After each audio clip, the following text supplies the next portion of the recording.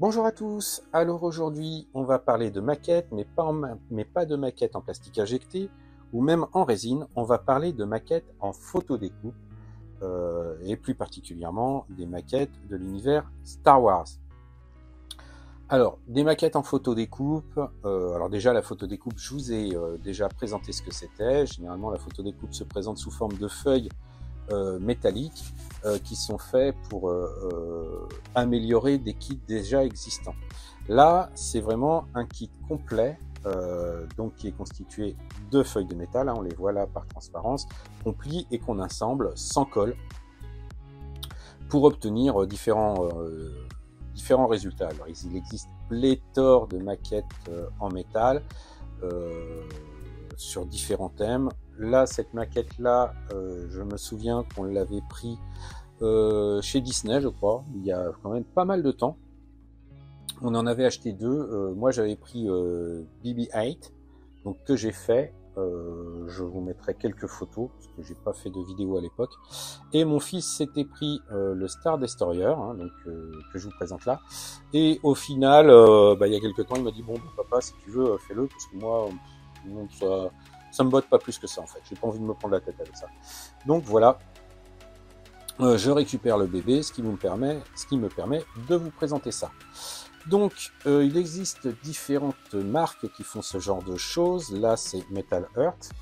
Donc, comme vous voyez, c'est estampillé Star Wars et c'était sorti au moment où je l'ai pris, c'était sorti à l'époque du réveil de la Force. Donc, comme vous voyez, ça date un petit peu. Estampillé Star Wars. La photo du modèle terminée. Donc il précise sans colle ni soudure, ce qui ne veut pas dire que ça soit forcément très simple à faire non plus, hein, attention. Donc des feuilles d'acier à des modèles 3D de haute qualité, simplement extraire les morceaux et assembler à l'aide des onglets et des trous. Alors c'est super à lire, ça a l'air tout très très simple, mais bon, c'est pas toujours le cas. Ici il y a quelques exemples d'autres modèles, un R2, un X-Wing, un TIE Fighter, un AT-AT. Là, ils vous disent donc que les éléments ont différentes pièces. Donc, il y a soit des trous, soit des onglets. Les onglets, on peut soit les verrouiller en repliant sur le côté, soit en les tortillant. Donc, les différents modèles, les différentes méthodes de fixation. Et ben, on va jeter un petit coup d'œil sur ce qu'il y a à l'intérieur. Hop là, voilà. Donc à l'intérieur, on trouve les deux feuilles de métal contenant les pièces. Hop, on peut comparer ça aux grappes. Et la notice de montage. Alors, la notice de montage. C'est là que les choses commencent à être sérieuses. Donc comme vous voyez, déjà, il faut un bureau de ministre pour y avoir accès, hein. Bon, c'est que recto, hein, c'est pas recto verso, mais nous on va faire comme ça, donc pour vous la présenter.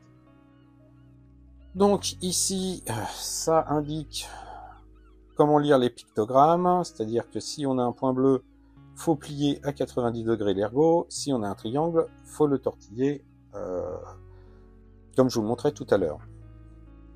On a ici les deux planches avec les numéros des pièces, parce que vous verrez quand je vous le présenterai tout à l'heure, il n'y a pas de numéro sur la grappe, hein, il y a directement les pièces à découper, donc on n'a pas de numéro, il faut se référer à chaque fois à cette partie-là. Le montage proprement dit. Donc, il précise, on commence par le dessous, côté gravé, on rajoute cette pièce-là, ensuite on prend une pièce en métal, vous allez voir, il faut les tordre pour les assembler avec les ergots. Donc on met la pièce qu'on a tordue pour pouvoir en faire un bulbe, parce que bien sûr tout est à plat, hein, vous allez voir. On ajoute cette pièce là, ça fait un ergot, et on assemble le tout, toc, pour faire l'espèce de bulbe qui est sous le Star Destroyer.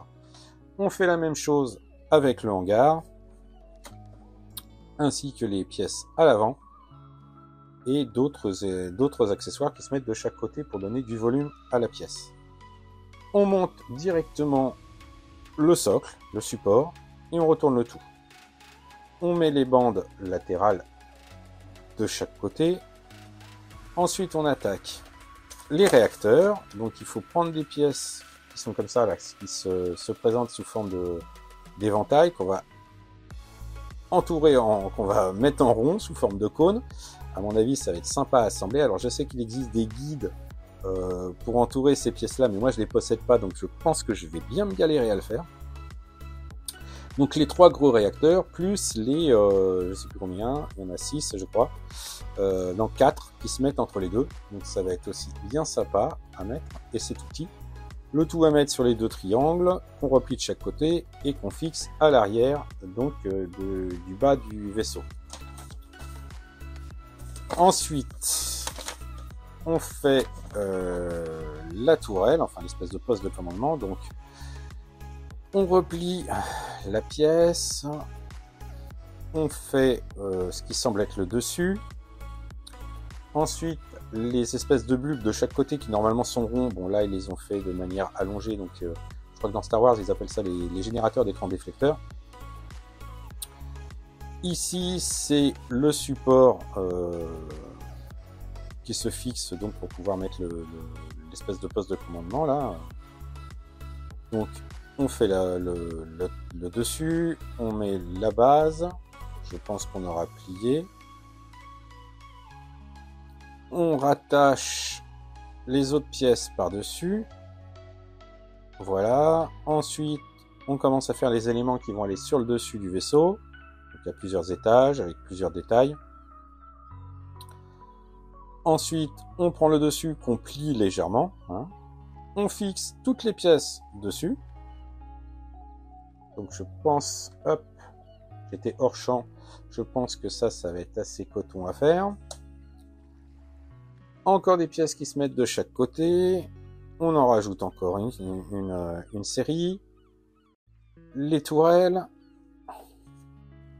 Encore du détaillage. Encore du détaillage. Décidément, il y a pas mal d'étapes avec du détaillage. Et on assemble enfin le dessus et le dessous pour donner le Star Destroyer. Ah, rien qu'en voyant ça, je me dis qu'il y a pas mal de boulot. Alors, maintenant, les planches. Alors, voilà. Alors, avec les reflets, ça va pas forcément être évident à vous présenter, mais alors, vous avez la taille de ma main, hein, pour que vous donniez une idée de la taille des éléments. Donc, ici, on a le dessous. Ici, le dessus.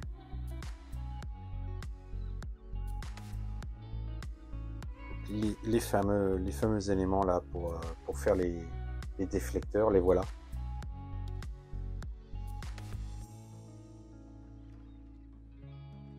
Là, c'est ce qui fera les réacteurs à l'arrière. Donc, on mettra les réacteurs à cet endroit-là. Le dessous du chapiteau. Divers petits détails. Donc, point de vue finesse, c'est impressionnant. Hein. C'est impressionnant. Et c'est, voilà, bon, je vais pas trop manipuler parce que je veux pas faire prendre une forme, mais c'est quand même assez rigide. C'est fragile et c'est rigide en même temps. C'est assez particulier. Donc, là, on a le support.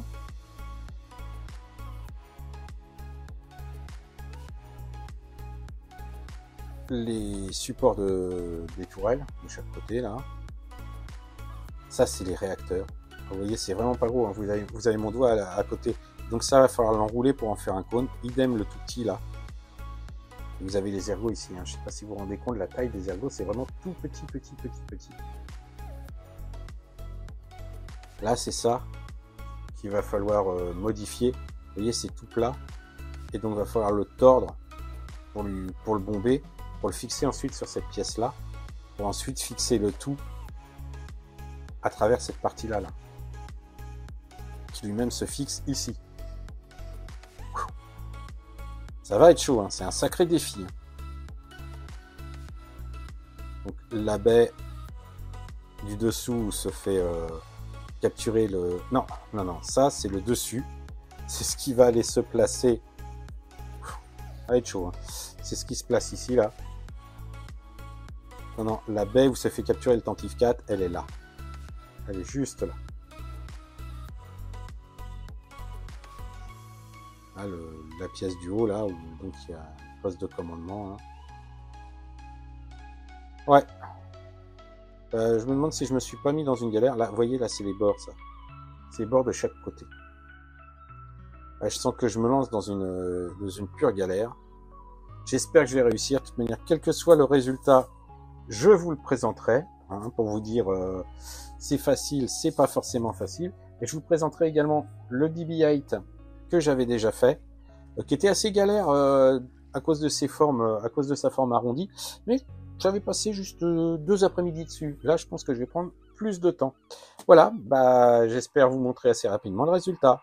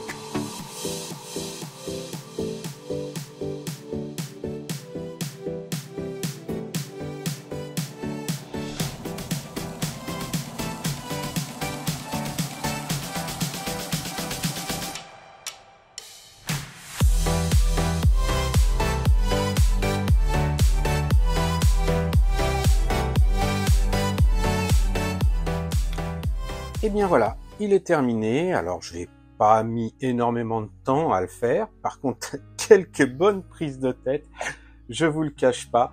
Même si au final, ça a été vraiment un plaisir à monter, hein, ce genre de kit. Alors j'en ai pas fait beaucoup, hein, comme je vous ai dit.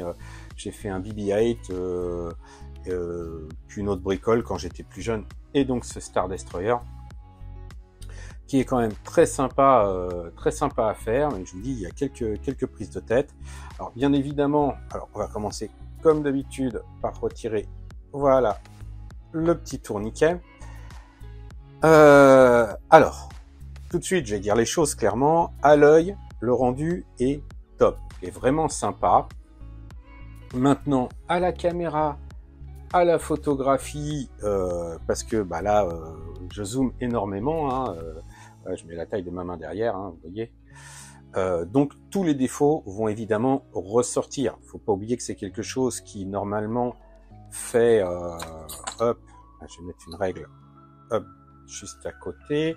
Donc c'est quelque chose qui fait une dizaine de centimètres. Hop, voilà.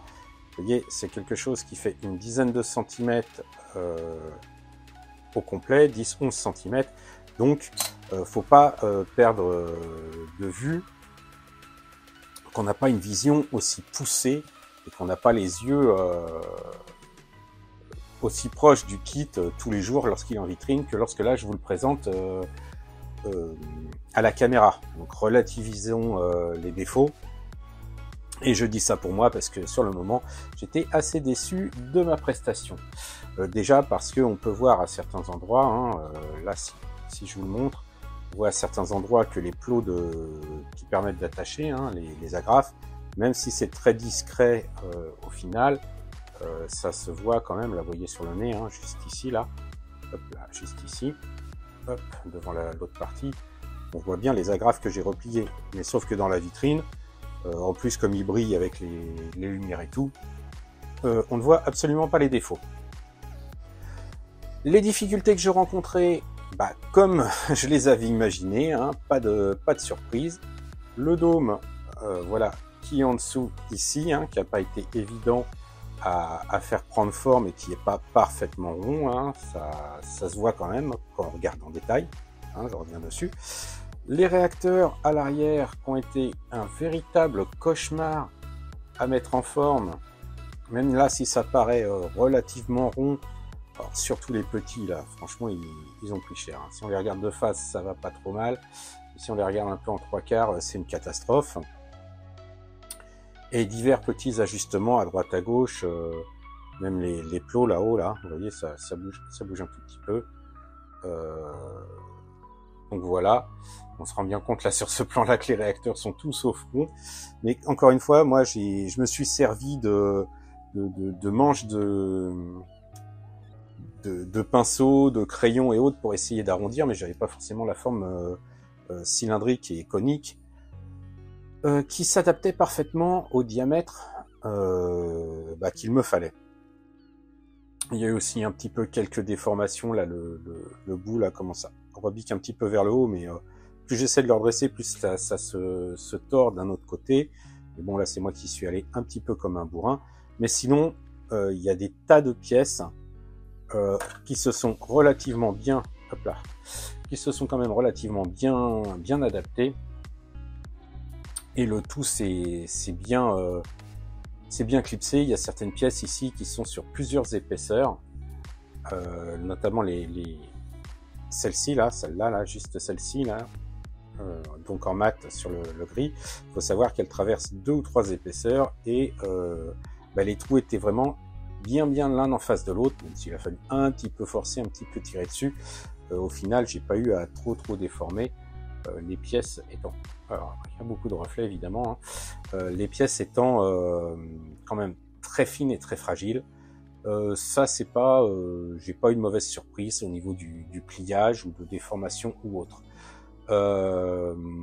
Qu'est-ce que je pourrais dire de plus? Oui, comme je vous disais, ça a été assez simple. Tout ce qui est pliage, j'ai utilisé une pince à bec plat. J'ai utilisé également l'outil qui me sert à plier la photo découpe pour les pièces vraiment toutes petites que j'arrivais pas à manipuler avec la pince et les doigts. J'utilisais donc un outil qui me sert à plier la photo découpe, que j'avais utilisé pour le macros. Mais franchement, pour peu qu'on soit organisé et que on fasse attention et qu'on ait un espace de travail très propre, alors ça j'insiste parce que il y a des petites pièces quand on les plie, qu'on les pose, si on n'est pas organisé, qu'il y a du bazar sur le bureau, on va chercher un moment. La bonne surprise, c'est que certaines pièces, on va dire très sensibles au pliage, donc je pense notamment aux petites pièces là qui vont sur le dessus là, la pointe qui est là, les tout petits réacteurs ici, ainsi que la pièce qui les tient derrière. Je crois que les petites pièces là rectangulaires là que vous avez sur le dessous, toutes ces pièces là étaient en double voire en triple exemplaire sur la planche de photo découpe. Typiquement là il y a un réacteur, un tout petit réacteur. Je lui ai mis sa forme. En plus j'étais bien content parce qu'il n'était pas trop déformé, il était relativement cylindrique. Et je me suis rendu compte que je l'avais entouré à l'envers, c'est-à-dire que les espèces de crénelures que j'ai mis, qui sont sur l'intérieur, je les avais mis à l'extérieur. Donc autant dire que quand j'ai essayé de lui faire reprendre la forme dans l'autre sens, c'était impossible, voilà, clairement. Heureusement qu'il y avait une pièce supplémentaire. J'ai pas eu de perte de pièces, je n'ai pas égaré. Mais heureusement qu'il y avait quelques pièces en double. Au niveau rendu, c'est de la photo découpe gravée au laser, donc heureusement que les détails sont là, quelque part, j'ai envie de dire. Mais c'est vraiment sympa. Durée de réalisation, 3 après-midi. Quand je mets vraiment bout à bout, 3 après-midi de travail, mais en y allant tranquillou, en prenant le soin de vraiment y aller tranquille pour mettre en forme les pièces, vérifier les ajustements et autres, sans stress, 3 après-midi. Et comme j'ai dit, sans stress, cool, vraiment sans grande difficulté. Je suis bien content de l'avoir fait, ça me donne même envie de faire d'autres kits de ce type-là, c'est-à-dire en photo découpe à assembler et à plier. Pas forcément du Star Wars, même s'il y a certains mechas qui sont très intéressants. Mais je sais par exemple qu'il existe, alors pas chez ce fabricant-là, et pas pour le même prix, mais je sais qu'il existe un écorché de VF1 de Macros, nettement plus gros, qui existe aussi en photo découpe comme ça. Il y a aussi des monuments, là je pense notamment au château d'Osaka, le château de Himeji, ou même le pavillon doré de Kyoto. Je sais qu'ils existent en photo découpe. Alors pas forcément en photo découpe chrome comme ça. Il y a certaines pièces qui sont déjà teintées. Alors j'aime beaucoup moins. J'aime beaucoup moins quand c'est teinté. Je préfère comme ça, hein. Même pour des monuments. Donc c'est le genre de choses qui me tenterait bien. Bah, n'hésitez pas à dire hein, dans la section commentaires si ce type de kit vous aimez pas, est-ce que vous avez déjà essayé ou pas, et si vous voudriez que j'en fasse quelques-uns, pourquoi pas, hein, comme je vous ai dit, ça me tente et puis ça me change un peu. Bah, n'hésitez pas à en parler dans la section commentaires. En attendant, bah, je vous dis à très bientôt. Ciao!